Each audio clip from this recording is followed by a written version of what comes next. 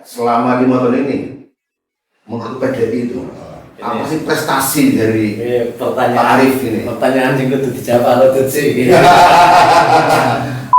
Ini kan mau pilkada ya, pilgub ya.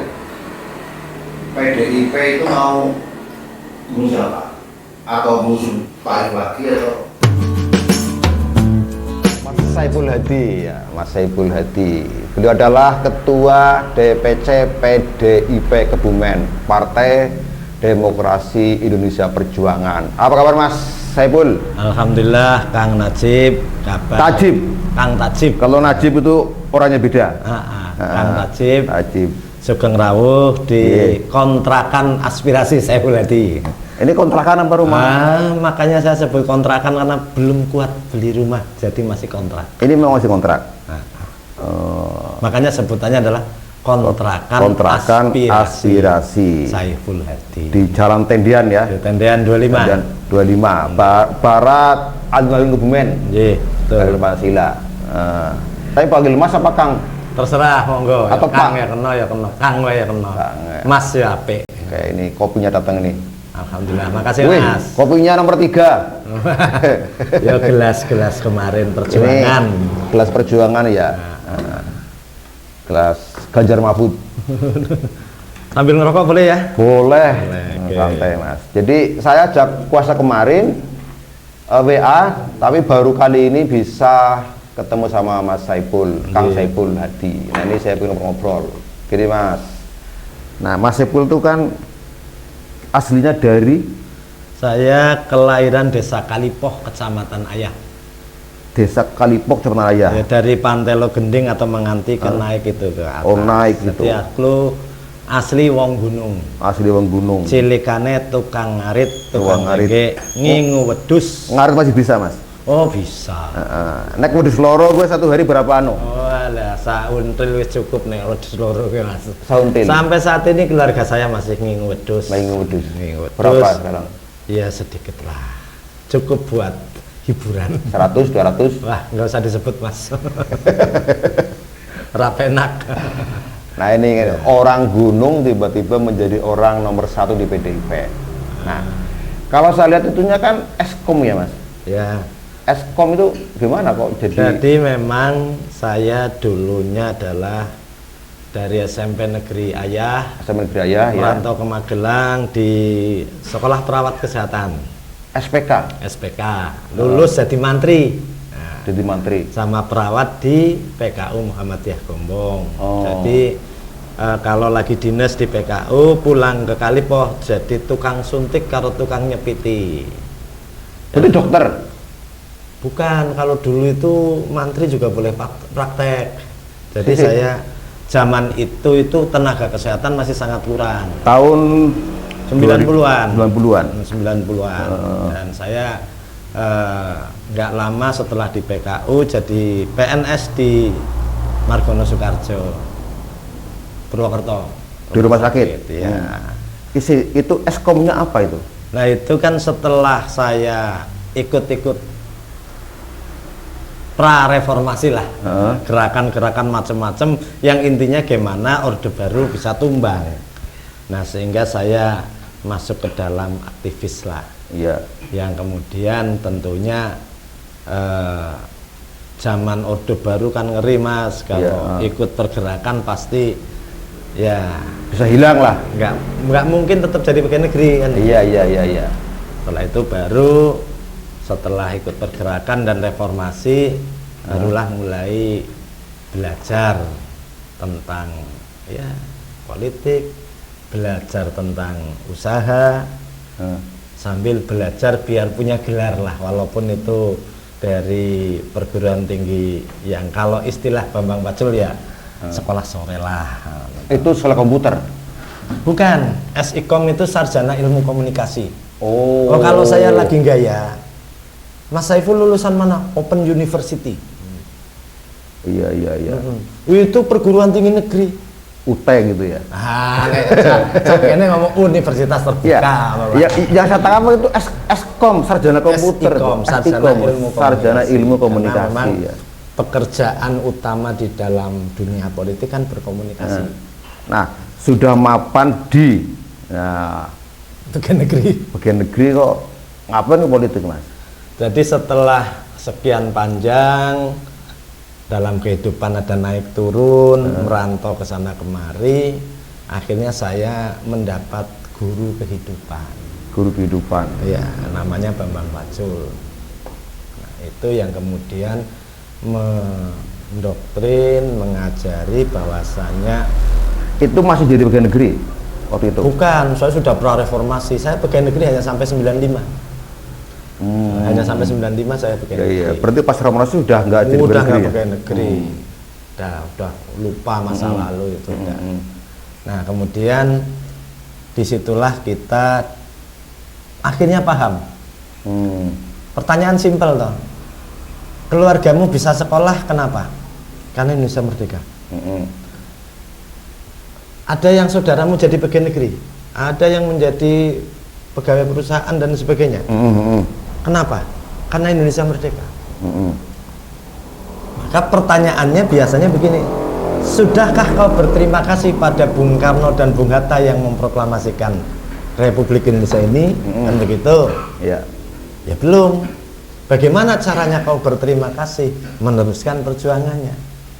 Disitulah kemudian partai yang hari ini punya benang merah dengan PNI adalah PDI Perjuangan. Masuk PDI itu tahun berapa? Saya mulai jadi kader ya sekitar 2005-2006. Resmi jadi. Berarti sudah PDIP lah ya? Jadi kader. Nah, tetapi belum punya jabatan. Saya punya jabatan ya 2008-2009. Jabatan sebagai Baitul Muslimin. Kebumen atau Jawa Tengah? Jawa Tengah. Jawa Tengah. Di Baitul Muslimin Indonesia itu adalah organisasi badan sayap PDI Perjuangan yang bergerak di bidang keagamaan. Jadi waktu itu kan mulai ada haul Bung Karno ya, tanggal 21 Juni dalam rangka haul wafatnya Bung Karno, ada Yasin Tahlil dan lain sebagainya. Berarti kiai dong? Bukan, organisatoris. Yang kiai ketuanya Ali Aksun. Oh, Pak Kiai Ali Aksun waktu itu beliau sahabatnya Kiai Zainuddin MZ. Oh, itu tahun 2008 ya. Kalau nyali pertama 2009. Walau itu masih panjang, Bros. Masih panjang. Kalau masih panjang itu baru ujian awal. Terus akhirnya ikut pendidikan di Cisariu, di Jakarta dan sebagainya, sekolah-sekolah partai kalau sekarang. Iya. Kalau dulu ya training, diklat dan sebagainya. Akhirnya saya ditugasi menjadi badan diklat Di Jakarta. di Jawa Tengah. Ketuanya itu almarhum Luni yang waktu itu adalah ketua fraksi. Saya pasukannya lah timnya. Setelah itu ada lagi waktu itu namanya pendidikan khusus elektoral pilkada yang disebut dengan trainer juang. Dibentuk tim. Nah, maka saya ikut pendidikan itu dan alhamdulillah lulus. Maka masuklah saya jadi trainer di mana tim itu diterjunkan setiap kali ada pilkada. Ada pilkada di Banyumas, maka kita ada 50 orang tim dari berbagai kabupaten kirim ke Banyumas. Waktu itu adalah Husen Budi misalnya itu. Di Brebes, Itzian Arjo, di mana itu kita diterjunkan, kita bikin posko dan sebagainya. Nah, selesai itu masuklah ada pendidikan tentang saksi, pengelolaan saksi PDI Perjuangan secara nasional. Saya ikut pendidikan lagi dan alhamdulillah kemudian dipercaya menjadi kepala badan saksi PDI Perjuangan Jawa Tengah yang mengurusi semua TPS. Itu belum jadi DPR. Belum, Bos. Itu tahun berapa?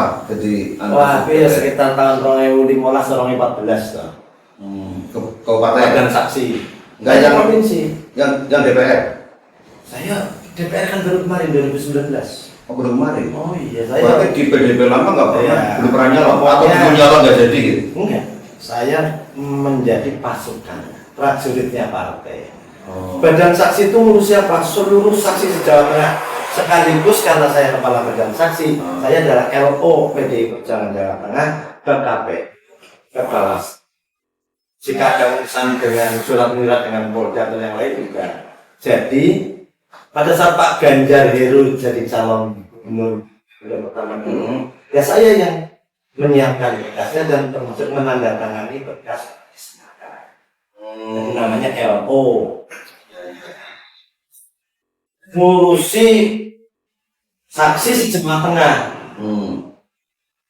Kalau Kebumen akses TPS-nya 4.500 bisa dibayangin. Itu Jawa Tengah berapa? Jadi itu ngurusi semua saksi, ngurusi data-data PDI di semua TPS di Jawa Tengah.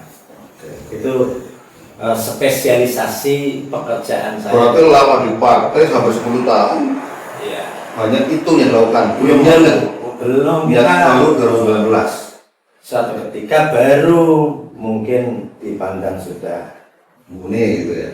berjuang. Satu ketika saya dipanggil oleh komandan saya, Pak Kamal Maksud, Pak Kamal Yanto, ditugasi tahun 2018 saya waktu itu kira-kira dipanggil. Iya. Nah kemudian ya kita jujur, kalau ilmu pengalaman sudah ada, komunikasi dengan masyarakat bisa lah, kampanye buat orang suka saya dikit-dikit mampu lah. Tetapi ininya bosan nggak punya Jual Korea. Kalau istilah orang Kebumen sebenarnya dulu Korea itu kan istilah plesetan dari wong kere. Iya. Dari Korea, tapi ternyata Mas Bambang Pacul itu punya filosofi tersendiri tentang mentalitas. Jadi kami ini Korea. Dan itu disukai banyak orang ya. Iya. Korea. Itu kan hanya saya. Iya. Jadi satu angkatan yang sudah dipandang berjuang cukup lama, kemudian di backup oleh Mas Bambang Pacul, di backup oleh Tape. Kalau Korea itu siapa mas kalahnya? Mas Bambang Pacul. Saya Mas Bambang Pacul kalahnya. Dan saya bersyukur oleh Tuhan dipertemukan dengan beliau. Nah, bukan hanya soal politik, kehidupan juga beliau ajarkan. Saya kapan kita satu orang Bambang ya. Semoga saja. Karena beliau tokoh nasional dari Iya. waktunya ya Mas. Jadi Saya salah bukti Korea yang jadi DPR provinsi saya. Ada lagi nggak yang lain? Oh banyak. Ini mas, kan udah dijawab nggak? Iya. Terus jadi ketua DPC di mana? Waktu itu kan setelah saya nyalek di sini, kemudian dapilnya Kebumen Banjarnegara Purbalingga dipilih. Pas waktu itu di sini juga sedang ada sehingga waktu itu adalah ada PLT atau PLH Mas Bambang Pacul. Saya ditugaskan untuk mendampingi. Dan setelah perjalanan berikutnya menjelang pemilihan ketua baru, saya mendapat tugas dari beliau untuk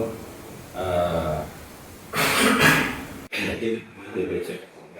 Ada beberapa pesan yang betul-betul beliau pesankan ya, bagaimana hari ini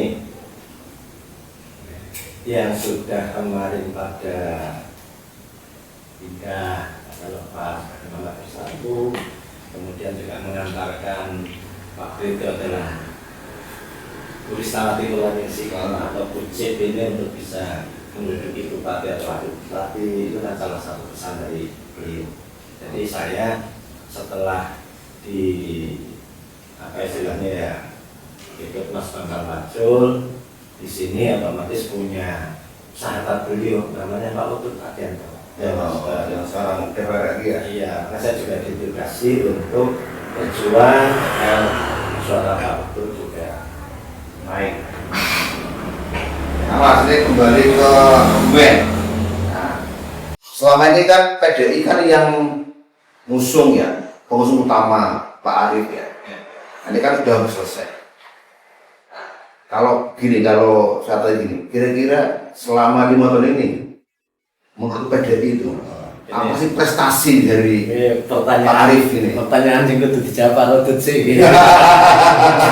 Nah ya kan banyak orang gitu loh. Ada orang yang nyinyir, ada orang yang mendukung, macam-macam ya.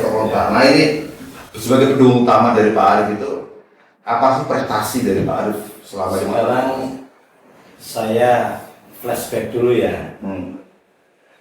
Pak Arief Sugiarto dan Bu Rista ini pertama kali dilepon oleh PDI Perjuangan. Ya. Kemudian saya anjang sana ke ketua-ketua partai dan pengurus partai lain, mencoba ngobrol. Pilkada 2015 hasilnya apa? Yang tidak jadi masuk. Ketua tim yang tidak jadi masuk. Sekda waktu itu masuk. Bahkan akhirnya bupati terpilih masuk. Masuk ke yang itu ya. Kalau bahasa Rompi orang apa ya? ya enggak, kalau bahasa kita biasa masuk pesantren. Pesantren. Habis masuk sekolah. Iya iya. Nah, kenapa begitu? Karena pilkada biaya tinggi. Maka saya mengajak pada kawan-kawan. Itu sebelum 12 ya? Iya, maka waktu itu kan saya baru menjadi ketua DPC. Menyambut pilkada, saya ajak berpikir kawan-kawan, ayolah untuk 2020, walaupun sebenarnya harusnya kan 2019 kan diundurkan. Iya. 2020 ini kita pilkada jangan terlalu boros. Terus tempurnya jangan terlalu keras, sehingga membuat sedulur jadi congkak. Iya, iya. Jadi kan risikonya tempuh yang keras itu kalau lang duit berarti nanti ada mau cari dari mana. Ya kan? Dan kalau tempurnya keras akhirnya antar tim juga. Makanya yang saudara berbeda. Alhamdulillah waktu itu saya mengusung tagline bersama membangun dokumen sejahtera bisa sehingga satu demi satu partai dengan kompromi yang dilakukan oleh saya sebagai ketua partai pengusung pertama maupun oleh Pak Arief Sugiarto dan Bu Rista bisa berhasil kota kosong. Ya walaupun ketidaksukaan tetap ada. Sehingga waktu itu kita hanya 61%.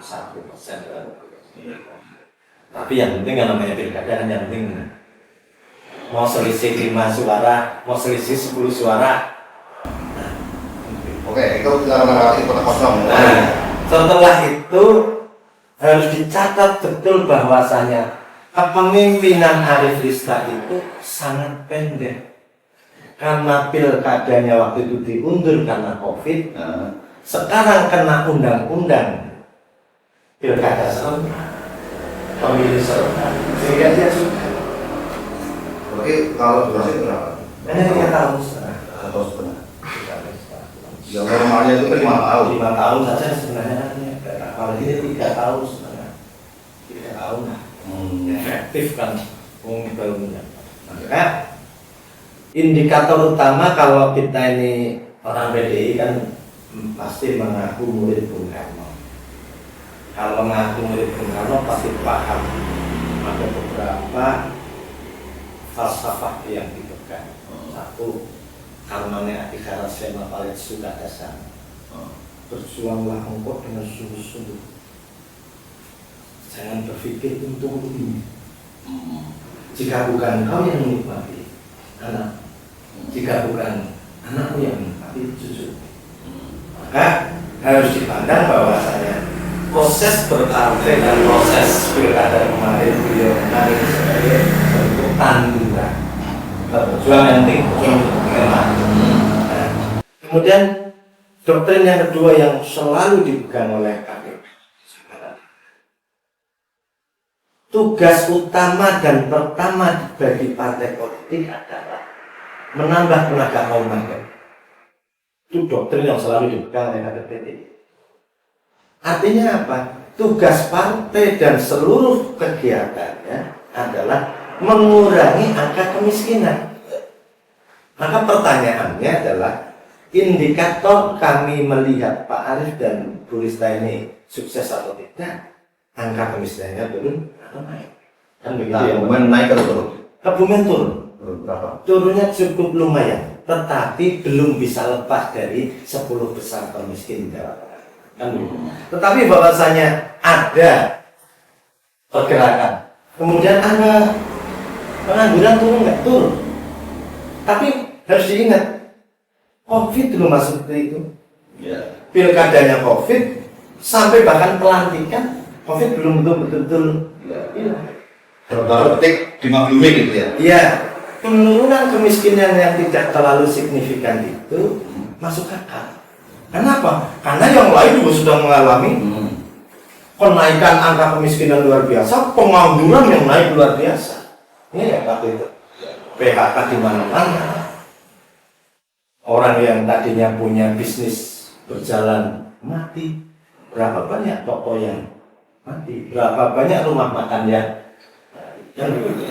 jadi yang penting catatan utamanya adalah angka kemiskinan turun, angka pengangguran. Kalau misalnya pakai angka Mas nilai Mas dari 0 sampai 10 berapa Mas angkanya Mas untuk Pak Ari Bersetelah itu? Kita nggak bisa membuat ukuran yang semacam itu karena durasinya yang pendek dan ada. Saya nggak adil rasanya. Kalau saya kemudian membuat rank 1 sampai 10, kemudian saya membuat nilai itu nggak adil. Kenapa? Faktornya yang sangat banyak tadi. Jadi, tapi kalau misalnya nggak usah pakai angka, kita lihat aja lah. Jalan-jalan rusak parah di Kebumen. Dalam kepemimpinan Pak Arief, baik itu dari APBD kabupaten, dari provinsi, bahkan dari pusat, termasuk saya yang memperjuangkan. Contoh, jalan yang sangat jelek penghubung antara Kebumen Banjarnegara, Lokidan sudah bagus. Buyangan yang kayak dulu seperti itu sudah dibangun. Itu jalan nasional atau jalan kabupaten? Itu terlepas dari itu anggaran nasional, anggaran provinsi, anggaran kabupaten, tanpa tanda tangan dan usaha bupati. Saya sebagai DPR provinsi mau menurunkan anggaran untuk pembangunan jalan di Sempor misalnya. Tapi bupati menolak bisa nggak? Bisa. Anggaran itu nggak tepat. Jadi itu kan banyak sekali suara-suara sumbang ya, misalnya bupati itu senangnya hanya bangun di kota, di desa itu gimana ya? Kalau rasanya? itu tagline waktu itu salah satu yang menjadi usulan kami kan adalah bersama membangun Kebumen sejahtera. Itu yang kemudian dikembangkan menjadi sejahtera mandiri berakhlak. Karena bagi orang PDI kan wong cilik nih. Soal mandiri dan berakhlak urung pati tekan. Iya. Yang penting rada sejahtera sih kan begitu. Nah, kemudian pada saat mulai ramai soal pembenahan kabupaten, ada tagline baru ini, saya sempat diskusi dengan beliau. Yang waktu itu memang saya menyampaikan bahwa pembangunan itu ya bagaimana agar desanya maju, kotanya indah. Apakah ini seimbang atau tidak? Nah itu monggo masyarakat yang menilai. Bahwasanya perombakan dari alun jalan satu arah dan sebagainya ada upaya untuk mempercantik kota, gitu kan? Maju desanya, cantik kotanya atau indah kotanya. Nah, tinggal seberapa banyak pembangunan di desa ini? Nah ini harus bicara dengan Pak Dinas, angka pastinya. Harus ada pembedahan APBD kabupaten berapa. Nah itu yang paham kan ketua dewan sama lembaga. Kalau saya bicara nggak Pak. Artinya kalau masyarakat itu kayak nyinyir atau itu sedikit ada benarnya Mas. Desa-desa itu kok jalannya itu ada paling di gudang gitu. Jadi kotanya itu indah banget. Kayak itu secara orang ya. Setiap pemimpin itu harus mengambil keputusan. Setiap keputusan ada yang diuntungkan, ada yang tapi seorang pemimpin harus berani ambil keputusan. Itu yang penting. Tinggal nanti keputusannya hasilnya seperti apa. Nah, tentunya kita lihat seberapa banyak pembangunan di tingkat desa, baik dari dana desa maupun bantuan kabupaten. Yang menjadi catatan para kades memang adalah bahwasanya anggaran dana dari kabupaten yang mau masuk ke desa harus ada dana pendamping 30% atau berapa saya nggak tahu persis. Artinya kabupaten akan menurunkan dana 1 miliar untuk bangun salah satu jalan di desa misalnya, berarti kan harus ada pendampingan 300 juta, kira-kira begitu. Itu mungkin ya belum tentu semua desa siap, karena dana desanya juga belum tentu sudah teralokasikan untuk situ. Dari itu. Oke. Kalau gini Mas, ini kan mau pilkada ya, Ya. pilgub ya. PDIP itu mau mengusung siapa? Atau mengusung Pak Arief lagi atau yang lain? Karena saya dengar itu ada calon lain yang mau mengusung pribadi.